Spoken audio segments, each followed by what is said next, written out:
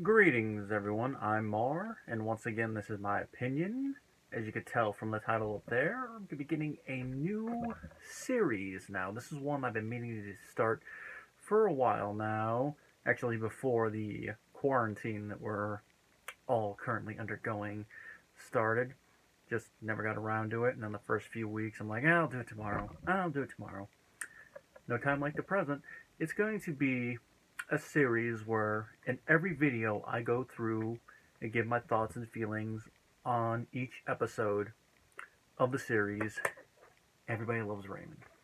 As you can tell, this episode is going to be the pilot, but here at the beginning of this episode, I'm just going to give my brief thoughts and feelings about the show as a whole. I really do enjoy this show. I mean, I haven't seen a lot of other classic sitcoms yet in their entirety, like All in the Family, Cosby Show, etc. I haven't even watched Seinfeld in its entirety. But from the few episodes I've seen, I could safely say I see why people say it's a show about nothing. But at press time, this is definitely one of my favorite sitcoms. It was introduced to me in the early 2000s by my grandmother. May she rest in peace. It was a comedy that she watched. And after watching a few episodes, I could see why she liked it. It definitely is a family comedy. You can understand the characters, even if you don't agree with their choices a lot of the times. As you'll see as I go through the episodes, there is kind of a loose continuity with certain aspects of the show, and have you scratch your head like, did they deal with that already? Okay, that doesn't quite match up. But that's what happens when you have different writers coming and going with that. It's not alone to sitcoms, but they seem to have a propensity to have these type of little errors. But I will address them in turn. And this set I'm holding right here is actually bought for me by my grandmother for Christmas in 04, I believe it might have been 04 or 05, around there. It was one of the last Christmas gifts she got me, so even if the show outright hated now, I would still cherish this because it was one of the last things she got me. On the channel, I already do have a couple videos involving with Everybody Loves Raymond. The fourth of my Frank Barone, Peter Boyle tributes, which is one of the most watched videos on the channel, so if you want to see some of my favorite Frank moments, go there. Plus, one of the first video essays I did on this channel was my top 10 Everybody Loves Raymond episodes. The audio quality on there is kind of bad in all honesty, but I was still trying to figure everything out, and some of the edits are a bit weird, but I stand by my opinion in that video, so if you want to see what my top 10 episodes are, go on there. We'll say, though, that I definitely also could have edited it a bit better, so I definitely say with the video essays I have grown when it comes to editing, so I don't know if I'll ever do a redux of it like I am planning with the Poltergeist video in a few, but it is an option. I'll probably just do a different type of Everybody Loves Raymond video essay.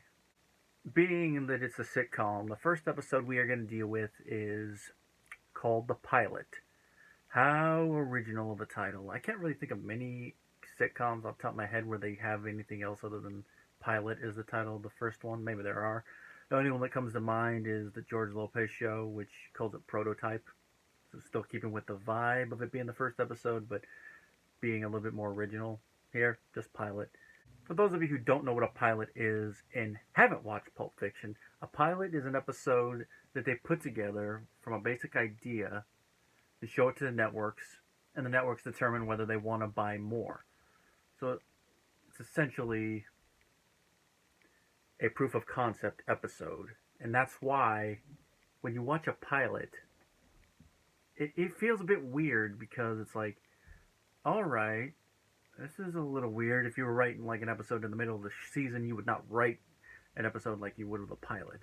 It's the introductory episode. You got to show all the characters, the situation that they're dealing with, set up any of the initial conflicts, usually the character dynamics, and all within a 30-minute window. And for that, sometimes it can feel a bit weird.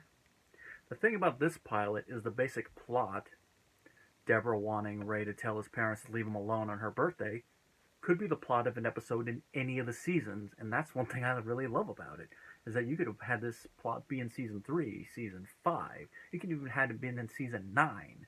Of course, by that point, you would expect her to be a lot more angry when the truth is revealed by the end, but it's one that could have happened anywhere. It's the more fine details that have to happen earlier on and the way that they're done, you definitely can tell it's the pilot. The first scene of the pilot, definitely one you would only see in a pilot episode, and that is Deborah talking on the phone. Well, which friend? I believe it's Linda, her closest friend, wrangling the kids through dinner. Ray walks in, chaos ensues. He goes to help. Twins knock their food on the floor. Gregory's done. Matthew's done, which is an aside. This is the only episode in the series where the twins are named after Ray's real-life twins. And the following episodes, they are changed to Michael and Jeffrey. Now, the reason for this is because Ray thought it was a little weird having his 3 fictional kids all named after his 3 real-life kids. So they changed the name of the twins, and they kept Allie the same as her real-life counterpart. Well, once the kids are placated with cookies, husband and wife say hello to each other, and then exchange a kiss, and the first scene is over. Then we go to the credit sequence, which, according to the commentary, this was thrown together just because they needed a credit sequence for the pilot. And after this, I believe it's only used in one more episode. Not the following episode, funny enough, but later episodes in the season. Why? I don't know, because this would have been the perfect opening for the entire first season. Instead, they shot a whole new one. I don't know, maybe they thought it looked a little bit too low rent, but I like the way it is filmed and edited together. It feels a little less setty, if that makes it a little bit more sense. The following 2 openings, the one for the rest of this season and the one for next season, you definitely feel it's on a set. The one after that, a little bit, but it has more of a cinematic feel, and the subsequent openings all have that. Especially the football one, which I have to say is my favorite opening, and that's the one for season 6. Another season of Everybody Loves Raymond. And with this opening, it's Ray talking to the camera, giving the setting. I live here in Long Island with my wife, Deborah, his children, parents and brother live across the street. And he's putting together one of those play castles that you would put in your backyard. And the beauty of this is that he gets stuck inside, and you get calling for Deborah, telling him to get his father because he's hyperventilating. And you're like, oh, that sets up Ray in a nutshell. Now, in real life, Ray Romano, Ray Barone's actor, is a comedian, as in a lot of people around this time who got sitcoms were. Now, since Seinfeld was still on this time and Jerry was playing a comedian on that, in order to differentiate it a little bit, they made him a sports writer. So he still has an excuse for why he's witty and can give out one-liners every now and then also go into a diatribe to try to work in some of his stand-up material into the script.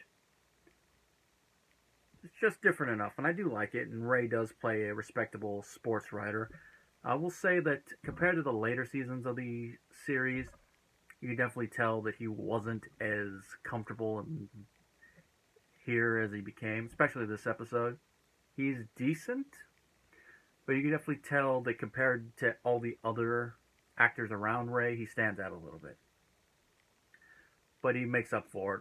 And I think that little awkwardness kind of goes with his character, especially when he's put into situations like we're going to see in this episode. Following the introduction scene, we see a scene of Ray and Deborah, played by Patricia Heaton, who, before this, the only thing I knew her from was Beethoven, the first one, and that one she played essentially a secondary antagonist, minor antagonist. So it's nice to see her go from there to here. And according to the commentary, the main reason she got the role is because out of all the actresses that auditioned for Deborah, she was the only one that would kiss Ray's for the audition, which I know some of you might be going, casting couch, casting couch. They're saying as part of, in the moment, I guess the other ones were hesitant to do it, and like, that doesn't seem believable for husband and wife. And if you're going to have trouble doing that in the audition, you're probably not going to be doing it during the show, so people are going to be watching the show going, I don't believe this. What is it, the 50s? But she did, and good thing they picked her, because as the show goes on, you really do believe these two are married. Which, of course, by the later seasons, once they've been working with each other for years and years, of course, it's going to be believable. But even from the get-go here, you do believe that they are husband and wife. I mean, it's a little bit more believable as the season goes on, but that's to be expected. Now, the main dilemma here I mentioned in passing earlier, and that is Deborah's birthday, and that's what the pair are talking about in this opening scene. And then Deborah brings up that she does not want the parents there. Do they have to come there? Because they were here every day while you were gone. And Ray's just trying to blow it off, going, it's what they do, they're family. Which on one hand I can understand, but from how Deborah describes it and how we see them do it throughout the episode, it's like, that's no excuse. You don't just barge into the house uninvited. You at least knock first. I mean, my family, we do like each other a lot, but it's still like, you still at least knock if you're coming uninvited. Something like what Marie does with the barging in. No.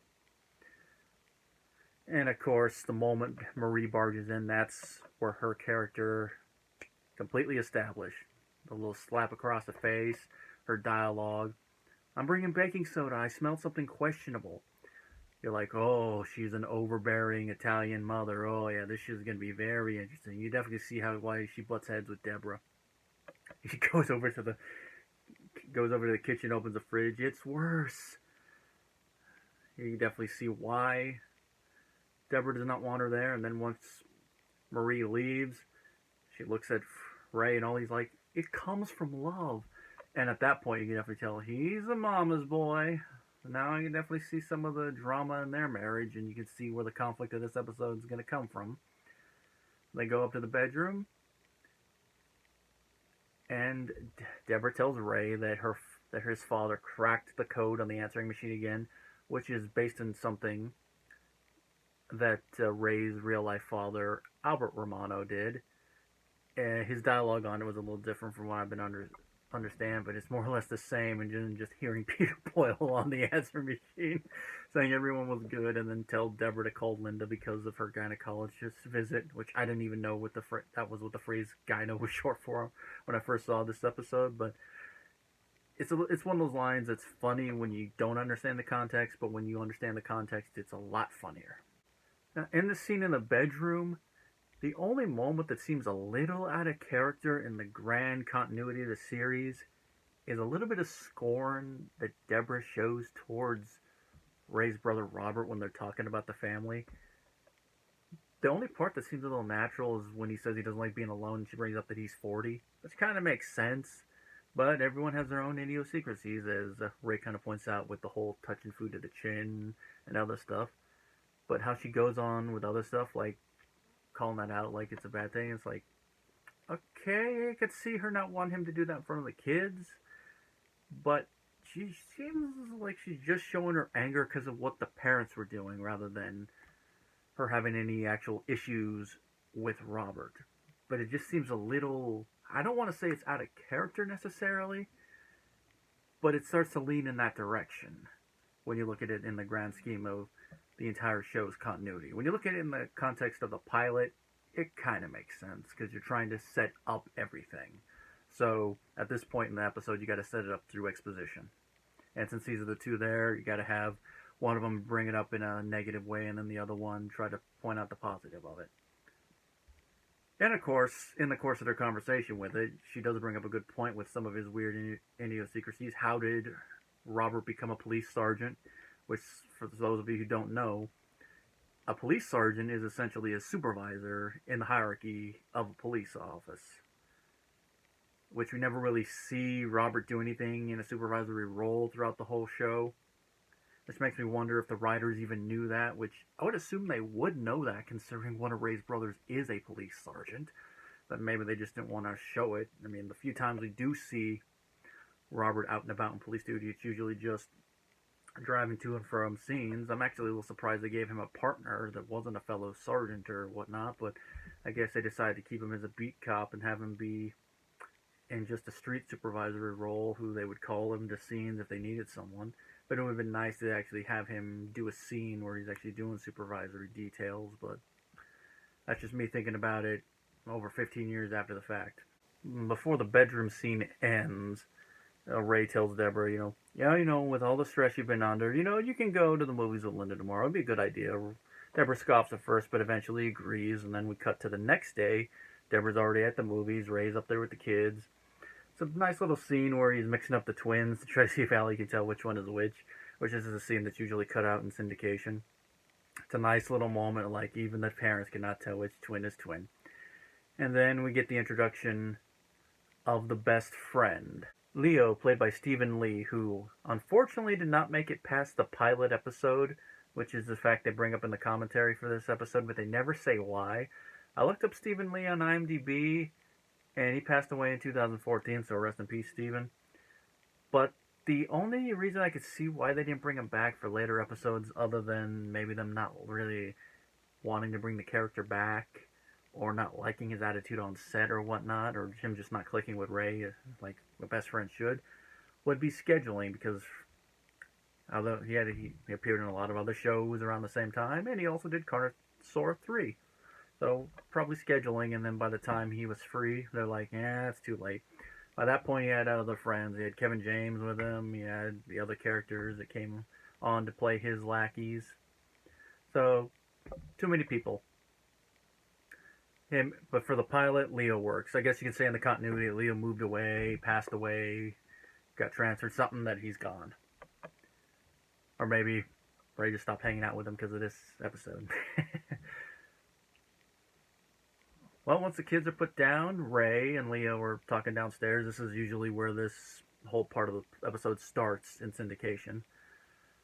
Leo is essentially playing the devil on Ray's shoulder, going, hey, let's go get some pizza. Ray's trying to, no. And he's hesitant to call his parents over because of what Deborah said. And Leo's just trying to egg him on when who should walk in but Marie? And Leo jumps at it. Talks with Marie's like, hey, you mind watching the kids when Ray and I go get pizza? And Ray's trying to argue, and no. And he almost spills the beans, as we've seen from Marie so far. She pushes him out once Ray decides to not actually say the truth, which is a common thing that Ray does, to want to keep the peace between his family and his friends. They go to the pizza place off camera. According to one of the commentaries, originally there was going to be a scene where it shows those two at the pizza parlor, and that was going to be the introduction of Nemo's niece. I don't know if it was cut out in the early writing stages, or they filmed it and decided to cut it out. I'm guessing the former. And it's a good thing they did, because this episode's already bogged down with enough. Having a side thing like that is like,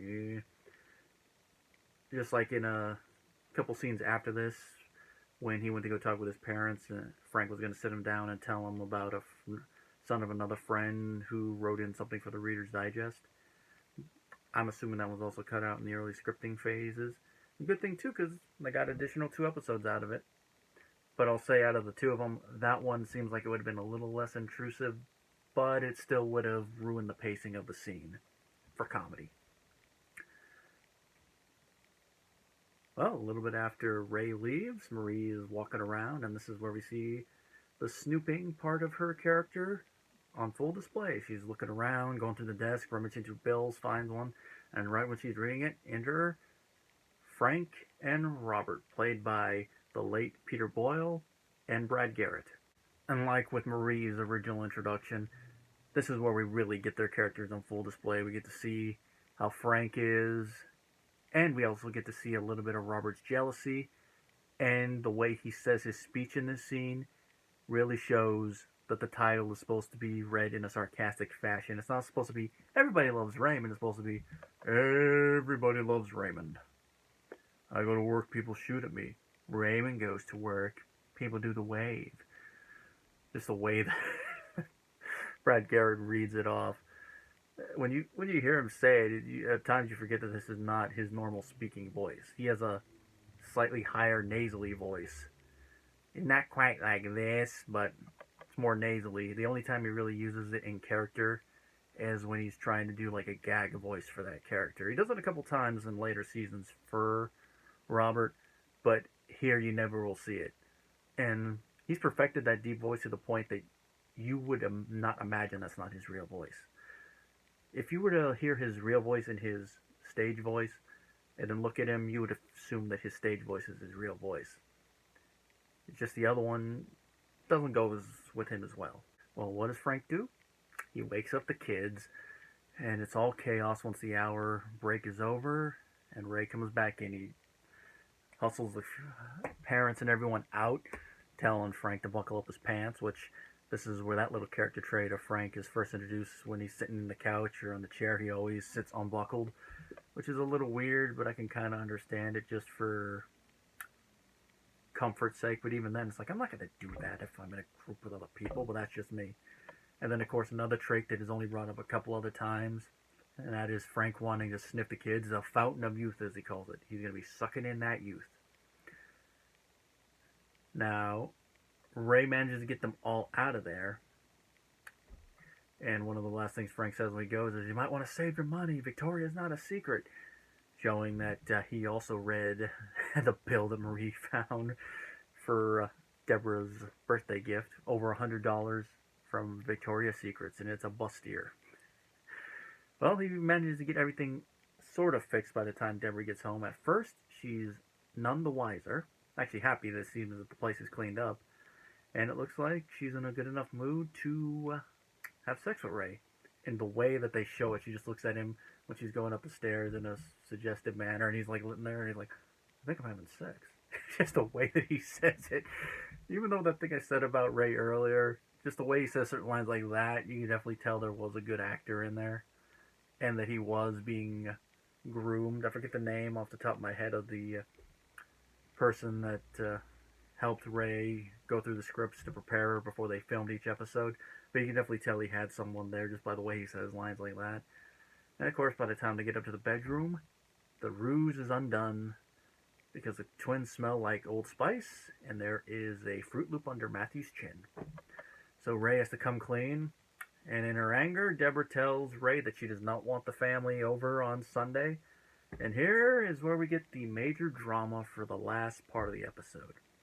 Ray has to go to his parents and tell them that Deborah just wants it to be us and the kids on Sunday. And because he's a mama's boy, he can't quite tell her. He's trying to tell her, but then she brings up that the birthday gift that he ordered for her finally came, which this is one aspect of the show that is based in real life. I don't know how much of the drama that plays out through this show is actually based on stuff that happens in reality, but I know a lot of the writers would bring in their own ideas from stuff that happened in reality and modify it slightly. But what the percentage is, I don't know. But I can definitely say safely that this Fruit of the Month Club thing, which is one of the more famous gags from this show, is actually based in reality. Not from Ray, but from producer and one of the co-writers, Philip Rosenthal. He got this for her mother, and she blew a stack. Probably not as over the top as Marie's going to get, but she did. Just the way Marie blows her stack as she's talking with Ray about the Fruit of the Month Club. At first, she's like, there's over a dozen. What are we supposed to do? Eat them. Myself? No, you, Dad, Robert. How many can he eat? I appreciate it, but don't do it again. Tells the moment that he says that another box is coming, a switch is flipped, and it just keeps going. There's going to be more pears? No. Different fruit every month. Every month. It's a club. It's a club. Oh, why you do this to me? And it gets worse when Frank walks in. He walks in all nice. He's like, hey, Ray. Marie tells him that the fruit's going to keep going. And then when they find out that it's going to be for a year, Frank, just his line, what do you think we are, invalids? Just the way Peter Boyle delivers the dialogue here always has me chuckling. That's why Frank was my favorite character on the show. Just the way he would go at it. And that's why I think if they did this show today, it sadly probably wouldn't be as good, but you never know. It might be one of those ones that is surprisingly still as good. And Frank would probably have a lot more to say. Now, once Ray gets to being able to finally tell his parents the information he came to tell them, he can't. So instead, he lies. Instead of saying that they want to be by themselves, that there's not going to be a party because he's taking Deborah to Bear Mountain. And of course, this lie sticks. He lies to them when that lie, and he lies to Deborah saying he did it. They have the twins up. It looks like they're about to get busy when the parents and Robert walk in. And this is one thing that they even admit on the commentary they probably wouldn't do now then when they were doing the commentaries before the show was finished, and that is having Robert draw his weapon, but it adds to the humor, especially when Ray points it out, like, you want to holster the weapon, Robert? And he tucks it to his chin before he holsters it. Which, just seeing him do that, I'm trying to picture Robert in his police sergeant's outfit doing that after every time he has to draw it, like drawing in the shooting range. You may holster your weapon. Ah! Freeze, dirtbag! Alright, we got him. We got him. And with them in there, Ray's lies unravel. He has to tell his parents, I lied. And he tells them the real reason they wanted to be by themselves. Goes through a little thing about how, don't go through our stuff. There's receipts we hide. You call before you come over. And they're very understanding. And then Maurice and Frank, their little exchange. What's not to understand? When did he get so sensitive? Oh, he's a writer. Implying that all writers are sensitive. But I guess they're just trying to say that for writing certain things you gotta be sensitive. Or at least understand sensitivity. I guess that's part of the reason why earlier in the episode Marie implied that she feels that Ray is wasting his life writing what he's writing, implying that every writer has to write fiction or poetry. Before they leave, Robert gets one last thing in where he says happy birthday in a slightly sarcastic tone, which he does that a couple times throughout this episode. This is one character trait they did drop as the show went on. I guess they saw they didn't really need to have Robert do that every time, where they could get that little envious character trait of his through to the audience in the stories without having to have him be the last word. They would do it a couple other times in the next, as these first few seasons went, but they would use it sparingly. Like, I forget which season the episode was in, but it's one where he had to shower at their house, and when he's leaving, he's like, that shampoo that says no tears? There's tears. And his voice also lightened a little bit. Now, one thing that they do in this episode, and once everyone's out of the house, that you never see them do, or at least sparingly in later seasons, is lock the door. And the reason for that is, as Phil puts it in the commentary, if you lock your door, there's no show. When we all know in reality, if anyone had to deal with a family like this, that door would be locked 24/7, and they would not be coming in like that. There'd be no excuse for them knocking on the door. Not knocking on the door and barging in like they own the place. And of course, in real life, if you had to deal with this, you'd be dealing with a lot of posts on the Just No Mother-in-Law subreddit, which is one thing is I'll probably bring up a couple times as the show goes on, maybe just in passing. And then the final scene, which is usually cut in syndication as well, is Ray and Deborah looking over the sleeping twins, and Ray musing aloud to Deborah that it's a good thing that they're cute, and hopefully they stay that way. But he's fearing that everyone's just saying that they're cute because they're babies. But hopefully when they grow up, they're still handsome, because even if they're slightly ugly, it's going to be magnified. If you see one slightly ugly man walk across the room, you don't think anything of it. But if you see the same ugliness right behind him, you think of it, you're like, oh, I didn't realize how ugly he was until I saw it again. It's an instance of them working in his stand-up into the show, which is something you only really see in this first season, and later seasons they tone down on that. The main reason I recognize that is because on this first season they actually do include a clip of his stand-up, and if you watch that stand-up and then watch this first season, you're like, recognize that one, recognize that one, recognize that one. There's a couple other things that they did only in these first couple seasons that I'll address them when they first pop up, but that's one thing that they only do here. Which, if they had gone the whole stand-up comedian route for his character, they probably would have tried to implement more of his stand-up comedy. But instead, they just have him implement that in the form of ad-libbing one-liners, which I think fits the Ray Barone character a lot more. There's just one thing you have to bring up here. And in conclusion, this is a pretty decent episode of the series. Not one of my favorites, but not one of my least favorites. Definitely a fitting pilot episode. Like I said, the basic plot could have been any time during the series, but it's just the way it's constructed. It definitely would only work as a pilot episode. The costumes and the sets are a bit lighter, and the way it's filmed, it's lit a bit differently than the later episodes, which is kind of a jump from when you go from this episode to the next episode. You definitely notice it. And the actors also look and sound just a little bit differently than the next episode, but that's the nature of a pilot episode, because they usually film months in advance. Of course, the biggest change you'll notice between characters is the fact that in the next episode, the twins are not going to be played by the same actors. That's because by the time they got around to getting the show picked up and filming the rest of the season, those twins had aged out of what they needed them for, but thankfully, Allie's actress, Madeline Sweeten, had a pair of twin brothers, and they got put in, so we got the Sweeten twins working on the show. Which, of course, since they're blonde as well, that leads to a couple gags later on and a couple things that made the blooper reel. Now we're going to go on to the next episode, which involves 3 little words. I love you.